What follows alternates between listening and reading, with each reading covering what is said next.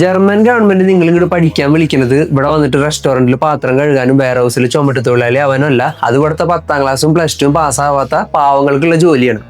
അപ്പൊ നിങ്ങൾ വിചാരിക്കും പാർട്ട് ടൈം ജോബ് ചെയ്യാണ്ട് എങ്ങനെ ജർമ്മനിയിൽ ജീവിക്കാന്നുള്ളത്. പാർട്ട് ടൈം ജോബ് തന്നെ, പക്ഷെ മാസ്റ്റേഴ്സും ബാച്ചിലേഴ്സും പഠിക്കാൻ വരുന്ന പിള്ളേര് ചെയ്യേണ്ട കുറച്ച് പാർട്ട് ടൈം ജോബ് ഉണ്ട്. അതെന്താന്ന് ഈ വീഡിയോന്റെ അവസാനം വരെ കണ്ടാൽ നിങ്ങൾക്ക് മനസ്സിലാവും.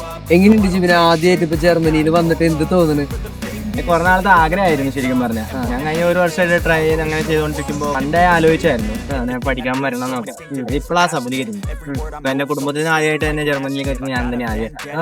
അപ്പൊ അതൊരു എനിക്കൊരു ഗിഫ്റ്റ് കിട്ടി. അപ്പൊ എന്റെ കാര്യം തുടക്കം മുതൽ അങ്ങനെ തന്നെയാ. അപ്പൊ ഞാൻ ഡിഗ്രി കഴിഞ്ഞപ്പോ ഞാൻ പറഞ്ഞു ഇപ്പൊ പഠിക്കുന്നില്ല, ജോലി കയറിയപ്പോ എനിക്ക് സ്പൈസസ് ഡിപ്പാർട്ട്മെന്റിൽ ഒരു പ്രൈവറ്റ് കമ്പനി കയറി. അതിൽ കുറച്ച് എക്സ്പീരിയൻസ് കിട്ടി.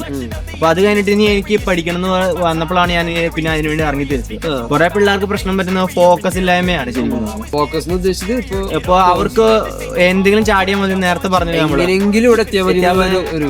മെന്റാലിറ്റി വന്നിട്ട് എന്തെങ്കിലുമൊക്കെ നമുക്ക് ചെയ്ത് ജീവിക്കാന്ന് പറഞ്ഞ മെന്റാലിറ്റി വരുന്നതുകൊണ്ട്. ഇപ്പൊ എന്റെ മെന്റാലിറ്റി എന്ന് പറഞ്ഞാൽ ഇപ്പൊ ഞാൻ കോഴ്സ് സെലക്ട് ചെയ്തിട്ട് എനിക്കിവിടെ പഠിക്കണം, അതിനെ സംബന്ധമായി ജോലി നോക്കണം. ഇപ്പൊ എനിക്ക് വർക്ക് എക്സ്പീരിയൻസ് ഉണ്ട്, അതിനെ സംബന്ധമായിട്ടും എനിക്ക് നോക്കാം.